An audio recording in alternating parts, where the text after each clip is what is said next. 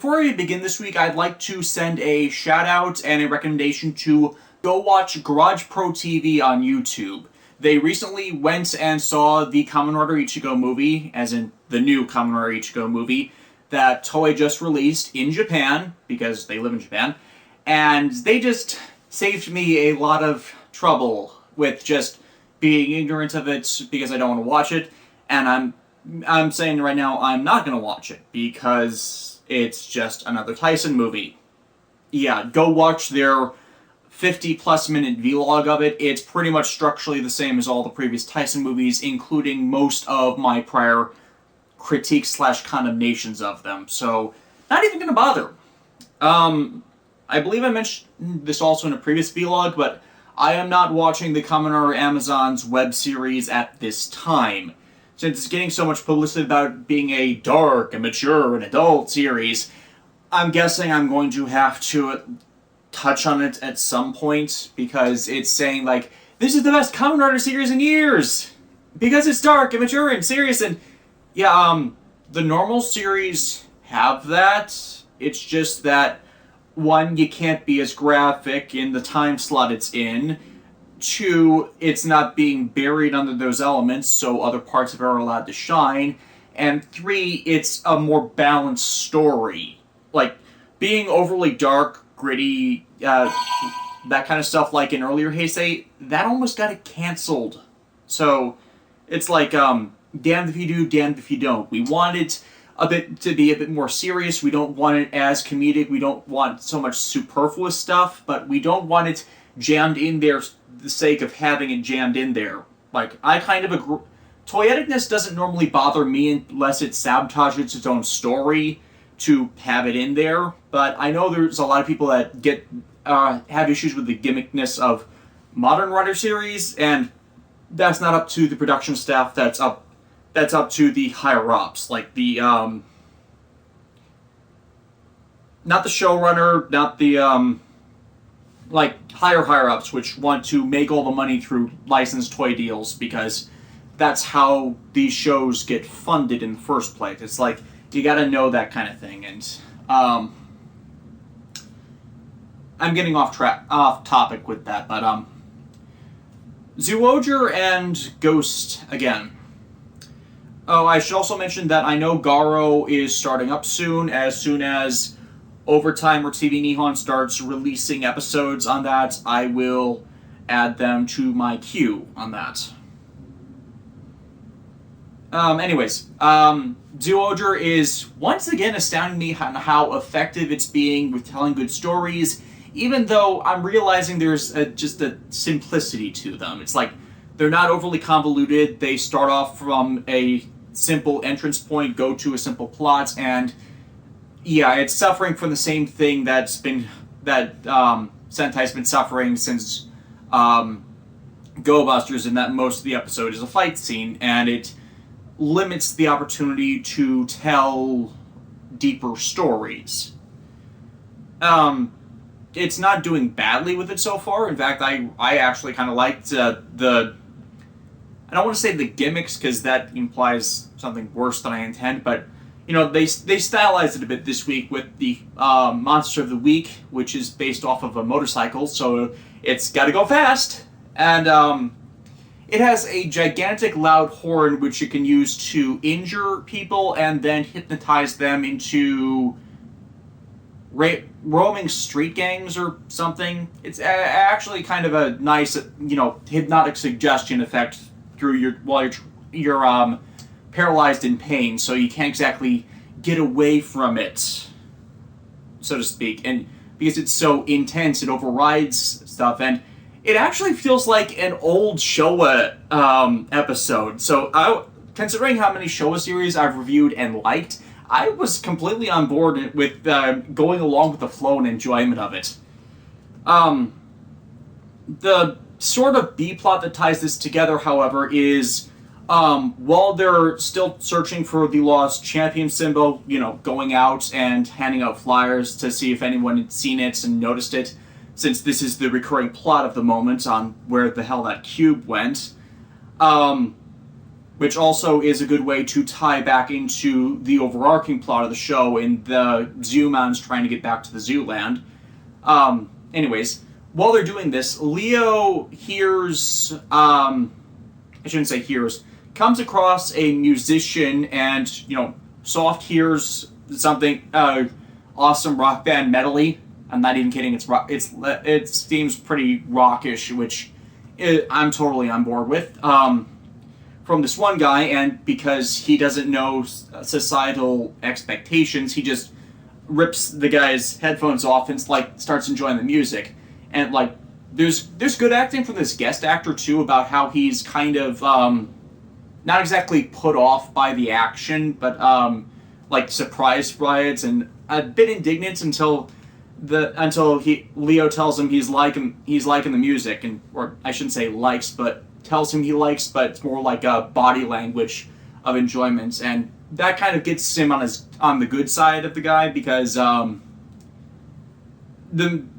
music he was enjoying was written by the guy he took the headphones from, and it's since he's trying to get a job as an actual professional musician, I'm not exactly sure if it's just a talent agency or something, or a rock deal recording company or something like that.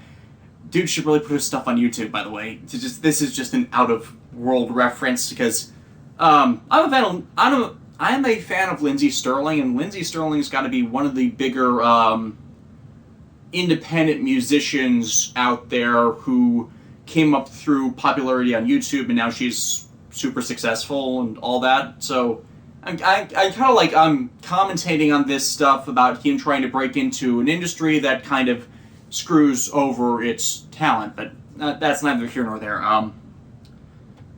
But it's encouraging for him, since he's going in for that someone just out of nowhere hears and it really gets enjoyment out of his music. Then the consequence of this ends up happening as the aforementioned Death Galleon attacks, and Leo runs off to fight it while still wearing the guy's headphones. Now, this is actually a very good series of events, because as he's still wearing the headphones and listening to the music, he ends up being immune to the effects of the monster, which automatically tips them off to its weakness and how to counter the effects of its melody, which all ties together greatly narratively. The consequence, however, is the dude whose headphones he accidentally stole follows after them to get them back, because, hey, pulling them off your head and listening to something they're enjoying and encouraging them is one thing, stealing their stuff is another. Yeah. As the consequence comes from when he's hypnotized, he ends up bashing in his hands, which means, when you have to move your hands a lot for stuff and they're all messed up, and you need that kind of dexterity for the skill or for your job, that can kind of screw over any chances you have of, getting a job with them. Yeah. But that's for follow-up.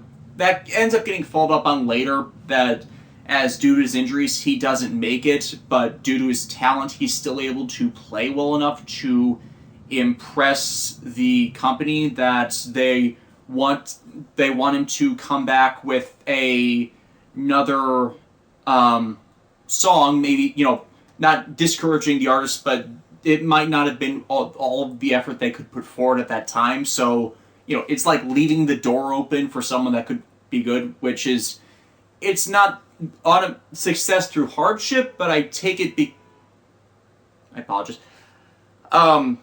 It's not through success in the face of hardship, it's encouraging someone to continue working for their goal. And I feel like I like this more as, it's not just bad things happened, but good things happened. And no, you gotta put the effort in. Which kind of satiates Leo's conscience anyways, because even with that injury, Leo tells him that all hope is not lost and that kind of thing because he feels really guilty about causing that unintentionally. So it also works to expand on Leo's character as well as, he's impulsive, but he's not completely lacking in compassion, which is a problem for some of these. Still better. But yeah, one of the funny things about this is they also call back to all of the Zyuohman's special abilities, in that Sella has the greatest hearing ability of the group, and so that actually plays off of continuity in how she is the one most easily affected by the monster, and they're worried about whether the gear they grab to counter its effects will effectively work on her, since even through that, with how sensitive her hearing is, it might still end up working on her. So she puts on the headphones, wraps her head up in cloths, and then puts a helmet on, and it looks so much like Sun Vulcan's Volshark, and considering the core red, blue, yellow Zyuohger kind of give off the same kind of Sun Vulcan feel to them in their dynamics, it's very I think they're lampshading this a bit heavy, because they had this last week too with the Ghost crossover fight. It might just be unintentional and people are reading into it, which is certainly a possibility. But it's still funny that this keeps happening. And yeah, it doesn't quite work, as it can intensify the sound waves, but then it's revealed that Leo, as a lion, can roar loud enough to counteract the waves so they can beat the monster.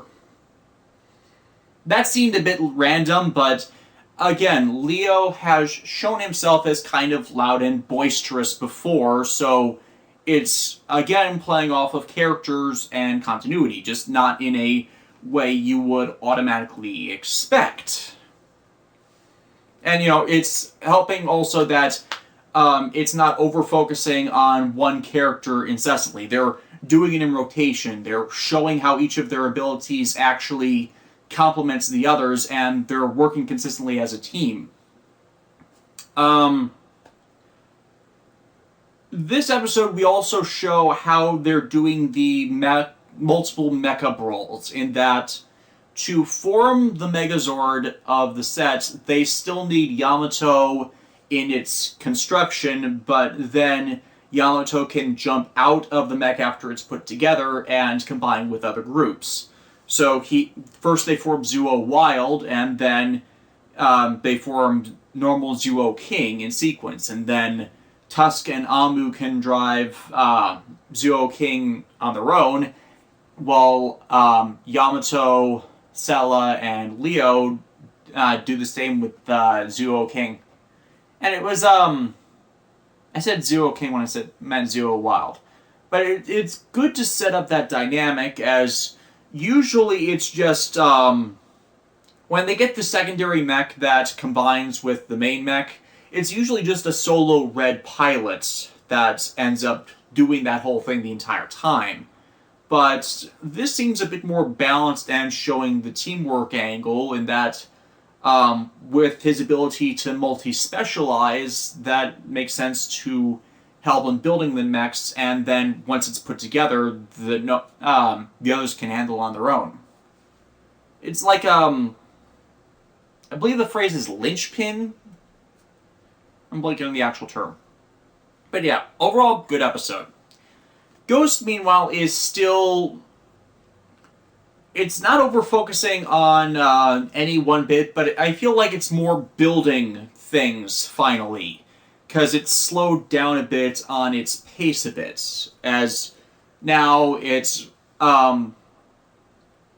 it's bringing back the whole Gamma plot with the company owned by Thane Camus's character, who's I think they have him as some variant of Bill Gates.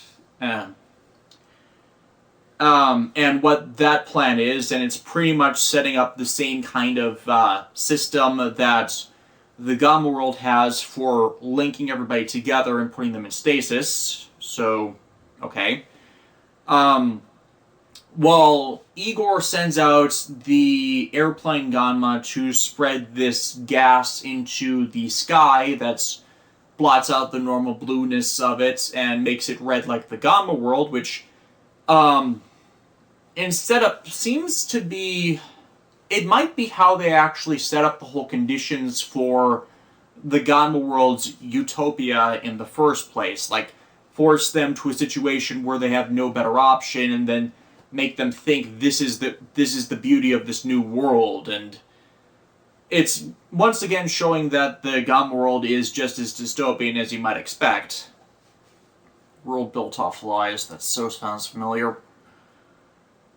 But most of the episode is Takeru trying to get through to Aran again in their whole collaboration, and the others seeing holes in what might be Aran's motives for it, even though, you know, everyone was kind of encouraging Takeru to do this with him before. That was part of the thing last episode with Goemon. And Akari especially seeing the physical tics with Aran that he's definitely hiding something and has something planned that we have no idea what it might be, just that it involves the icons, and we have no idea what he might be able to do with the icons because they already know the wish system. He's irritated that he can't use the icons because they give him power that isn't going to expire, like with Necrom's time limit. We don't know, and it's irritating that we don't because of the prior storytelling issues. Don't have a lot for this, honestly, as it's just set up and trying to actively develop the relationship with Aran. When they spread the mist, it apparently causes some kind of atmospheric toxin which starts to affect people, meaning this is sidelining their trip back to the Gamma world to save Makoto, for kind of a good reason, actually, but because of this, it reveals why Kanon got sick in the Gamma world and had to be put into a Gamma icon in the first place. She's not healthy enough. She doesn't have a strong enough constitution to withstand that environment for very long. And initially, Takeru tries to gather the 15 icons. Hey, he only needs 2 now to be able to do that, to ask them for a wish. And at first you think, like, isn't that being a bit abusive to the power to use it that callously and easily? I mean, Dragon Ball, I think, established pretty well that if you're given an unlimited wishing well, you kind of need limitations for the power that insists. And that's an important reference because Toei did the Dragon Ball anime. Admittedly, in a bunch of their non-canon movies, they kind of abuse the hell out of doing the Dragon Ball thing, but neither here nor there. However, that is removed as an option because whatever's going on with the Gamma World's harmonious shrine, where they have, like, the 15 paralleling icon tablets or something, I'm blanking on the name if we've been given one yet. Well, because they're out of balance now, whatever would allow the icons to permit a granting of a wish is no longer working. It actively prevents them from using a wish at all through the power of the souls. So, I'm curious, well, obviously I know where they're going with this, for Takeru to no longer be Ghost in the next 63 days, they're going to have to conclude the story arc of the series. Because as long as those are there, he's stuck in the ticking clock. But it also kind of leads into this, like, malevolent force, where another of these pillars descends, and whatever it is thrown into Adele's eye. So it might be a parallel to the Seven Sins. I mean, you normally have the 7 wish-granting artifacts, and then the 7 deadly sins, so maybe the 15 pillars and the prayer chamber relate to the evils of the Gamma world that had to be sealed for their utopia, and thus, I guess, trying to invade another world would have possibly thrown that out of balance. I'm just doing guesswork here, because, again, Ghost has not been very good in its elaboration. The fight with the airplane Gamma ends up being both good and a bit silly, because it can fly around, Takeru in Grateful doesn't have a good way to counter it, except he does. What he does in the episode is he summons more of the heroic icons to pretty much pole vault him higher and higher so he can hit the monster. And, I like this sequence, but I liked it when One Piece did it better.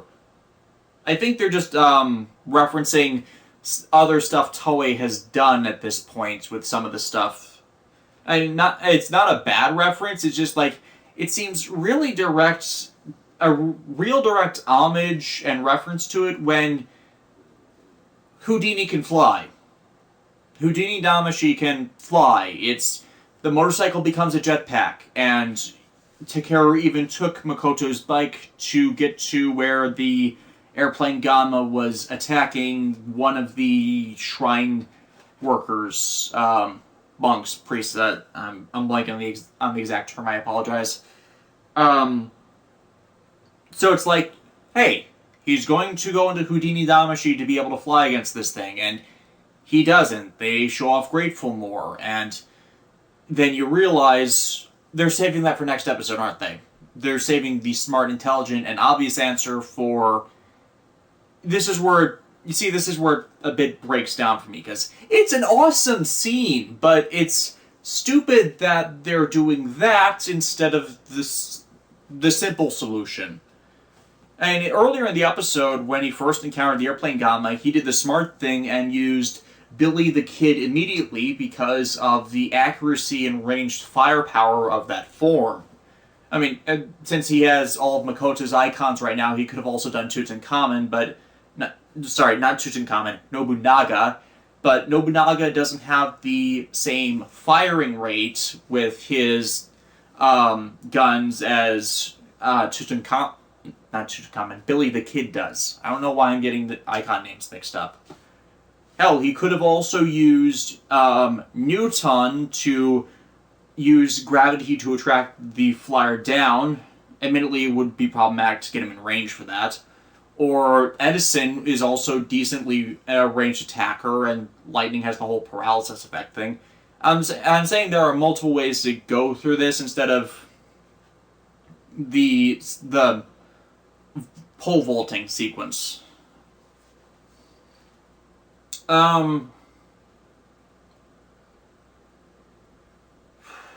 Javel is also back, and it's confirmed that he's not a new Gamma icon. He's human at the moment, and yet still really fervent about defeating Aran and fulfilling his orders, because he's kind of an idiot. And yeah, he's kind of collapsing in on himself as well through the physical frailties of being in stasis for so long, so we're not certain how much longer he's going to be a antagonist. But he did give us another detail about that whole monolith fusion thing, in that when he was possessed by the first one of these, and then got his ass handed to him ridiculously fast by Grateful, that he doesn't remember a single thing about the experience of him being possessed. And this might be a concern for what's going on with those, and kind of feeds into my potential evils of the world interpretation. That's all I got for right now. I've got new Black reviews, as in my remaster reviews, being released currently. The third one is releasing Saturday. The second one released yesterday, and please consider checking those out over my Daily Motion page. And I will see you all next week, hopefully. I've got a lot of editing to do.